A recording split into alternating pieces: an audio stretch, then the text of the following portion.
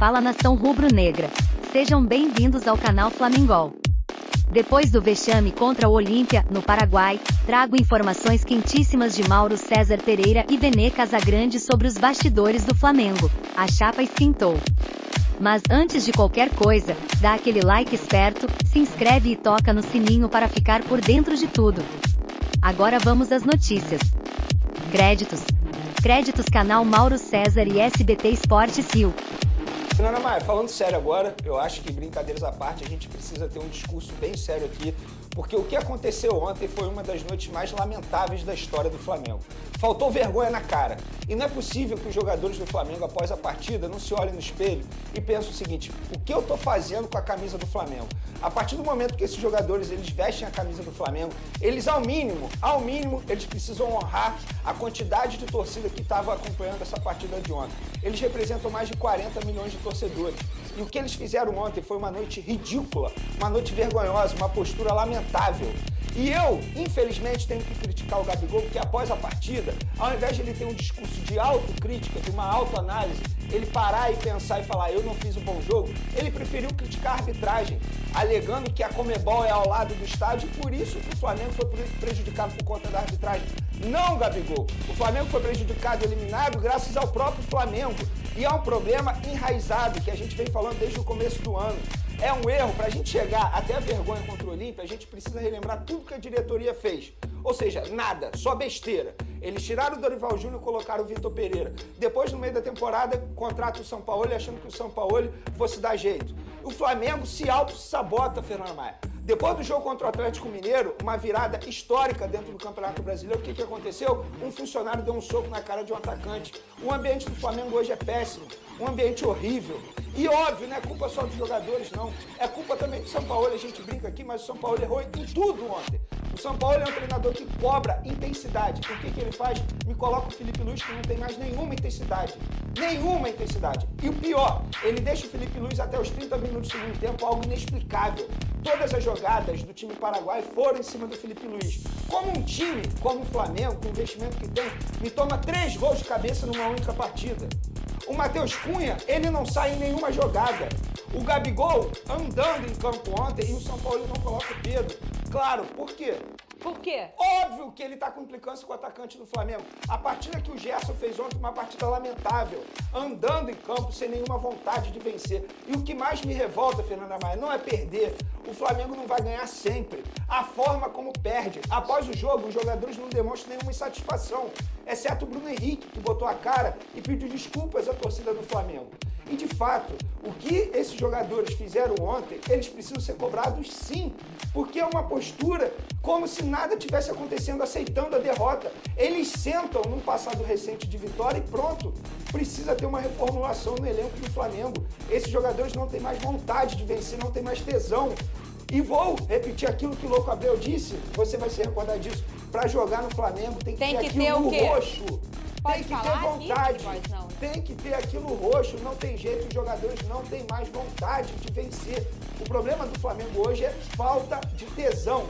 Os jogadores do Flamengo não têm mais tesão em vencer. E o pior, não demonstram mais insatisfação quando perdem. Porque após o jogo de ontem, a postura deles é como se nada tivesse acontecido. Isso é lamentável. Se a gente for olhar, por exemplo, o River Plate, quando foi eliminado, os jogadores revoltados. O Nacional, quando foi eliminado, os jogadores revoltados. E o Flamengo, como se nada tivesse Libertadores, né? Isso é muito normal. Muito normal. Libertadores. E assim, respeito a história do Olímpia. Mas se a gente for parar e analisar o momento do Olímpia, é um momento ridículo.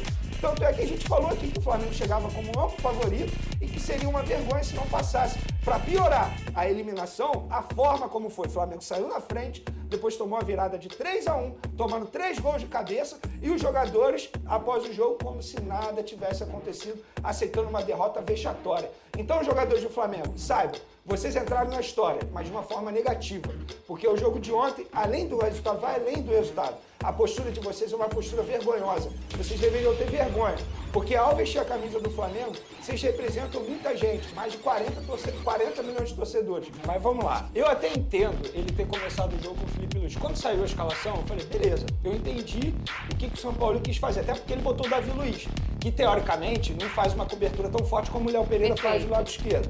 Beleza, eu entendi. Só que a escolha dele não deu certo. Eu não julgo o treinador pela escolha, tá? No começo do jogo. Eu vou sempre esperar o desempenho da partida. Só que a escolha não deu certo. Tanto é que se a gente for parar e analisar, vários gols, várias jogadas saíram nas costas do Filipe Luís. E isso em vários jogos decisivos. Foi assim contra o River Plate em 2019. Foi assim contra o Palmeiras na Libertadores, na final da Libertadores também. Isso é normal, porque pela parte física do Filipe Luís. Eu não julgo o São Paulo, mas não deu certo. Ele demorou muito a mudar. Tanto é que ele deixou o Filipe Luís até os 30 minutos do segundo tempo. Para mim, esse foi o maior erro do São Paulo. Ah, Vene, o que você faria diferente? Eu não sou treinador, mas eu sou pago para dar minha opinião aqui no SBT. Eu começaria com o Léo Pereira, que estava à disposição no banco de reservas, do lado esquerdo da zaga, Fabrício Bruno do lado direito e o Ayrton Lucas como lateral. Era isso que eu faria. Era só ele fazer o feijão com arroz, o básico. Básico, porque não tem como você inventar. Eu sou fãzaço do futebol do Filipe Luís, pra mim é craque, é gênio, só que, gente, fisicamente falando, não dá mais. Inclusive, isso aí é um tapa na cara daqueles torcedores que defendem ainda a renovação de contrato do Filipe Luís. Para com isso, gente. Na boa, o Flamengo não é ONG, não. Obrigado, Filipe Luís, por tudo que você fez. Só que chega, fim do ciclo, não dá mais pra ele. Tá bem divididinho. Eu posso dar informação? Quero. Informação ainda que eu falei ontem na live após o jogo. O Flamengo não vai demitir o São Paulo por conta dessa eliminação. E por vários motivos. Primeiro, está no meio ainda da temporada, não tem hoje no mercado alguém à altura, ou melhor, que eles acham ideal para assumir o Flamengo hoje. E a gente está falando também de um treinador que tem multa rescisória. A gente está falando de uma multa rescisória hoje avaliada em 2 milhões de euros. A diretoria vai assumir mais essa multa rescisória? Não vai. Então eles vão manter o São Paulo. Agora, o clima tá ruim?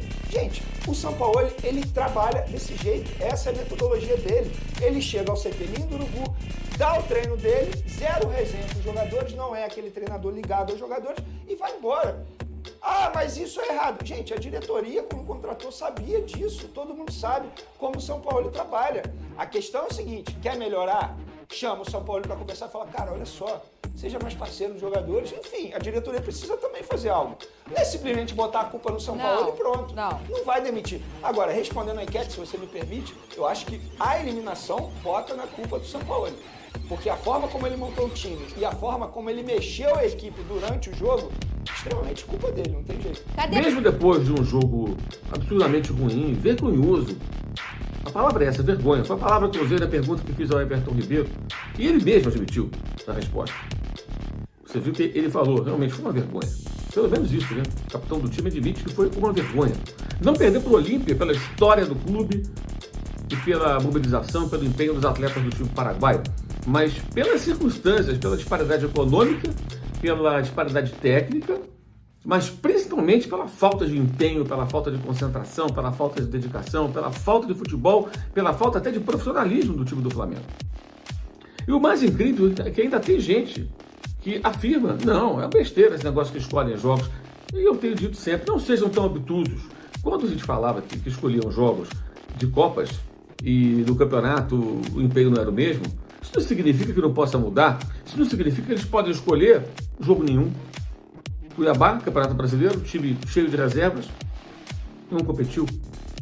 Libertadores, Olímpia, fora de casa, jogo decisivo, equipe titular, o técnico escolhe os principais jogadores que ele acha que tem condições naquele dia, entre todos que estão disponíveis de apresentar um bom futebol, e o time joga que jogou. Quando o Flamengo perdia por 3-1 já, o placar que o eliminava da competição, lá pelos 38 minutos, o time só tinha dado 3 chutes a gol. 3 chutes a gol. Não é vergonhoso? É muito vergonhoso, né? Convenhamos. Mas ainda há quem diga que não. Não, bobagem. Não escolhem jogos. Como justificar a partida que fez o Flamengo contra o Grêmio há poucas semanas? Foi exatamente 2 semanas antes. 15 dias para ser exato. 15 dias antes. 2 quartas-feiras antes dessa quinta fatídica aqui em Assunção. Por que o Flamengo consegue jogar como jogou contra o Grêmio, fazer aqueles minutos finais para virar em cima do Atlético, mudar do primeiro para o segundo tempo com 2 alterações, a mudança de postura e quase virar em cima do Palmeiras fora de casa, competir com o Fluminense, eliminar da Copa do Brasil e depois do 0-0 fazer o primeiro tempo que é melhor que o Fluminense, que segue na Libertadores por sinal, e faz o papel que fez contra o Olímpia. Só tática, só o técnico, é claro, gente, que o técnico tem as suas responsabilidades nas escolhas, na dificuldade de relacionamento, eu tenho dito aqui, não se ajuda, e parece que se perdeu ainda mais depois do episódio da agressão de um dos seus ex-companheiros de comissão técnica ao atacante Pedro.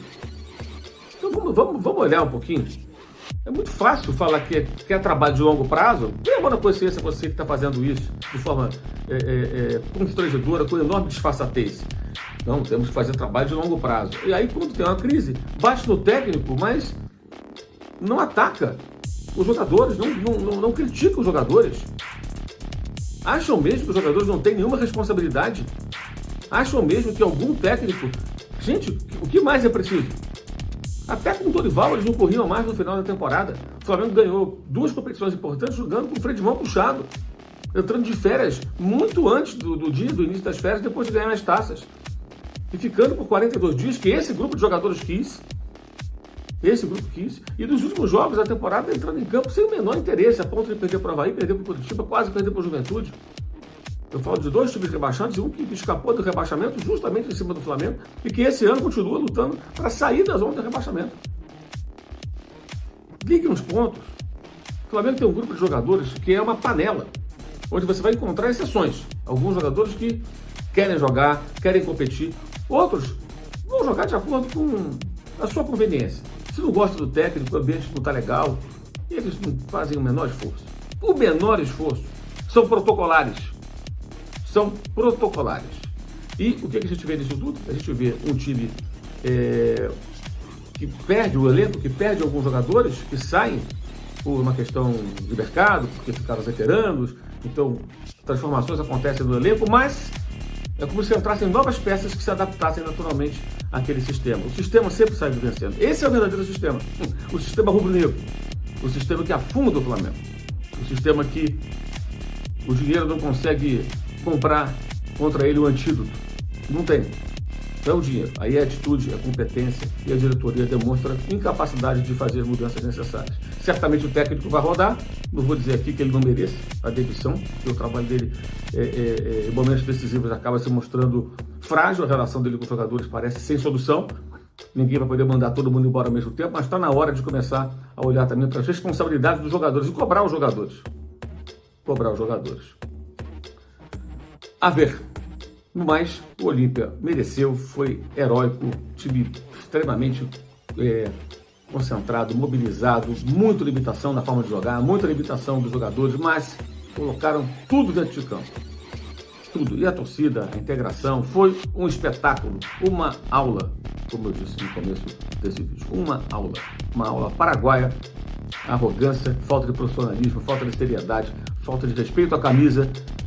Enquanto você vê esse vídeo, muitos torcedores que encheram aqui o setor, completamente o setor de visitantes no estádio Defensor del Chaco, estão na estrada. Eles só vão chegar em casa, se tudo correr bem, no sábado.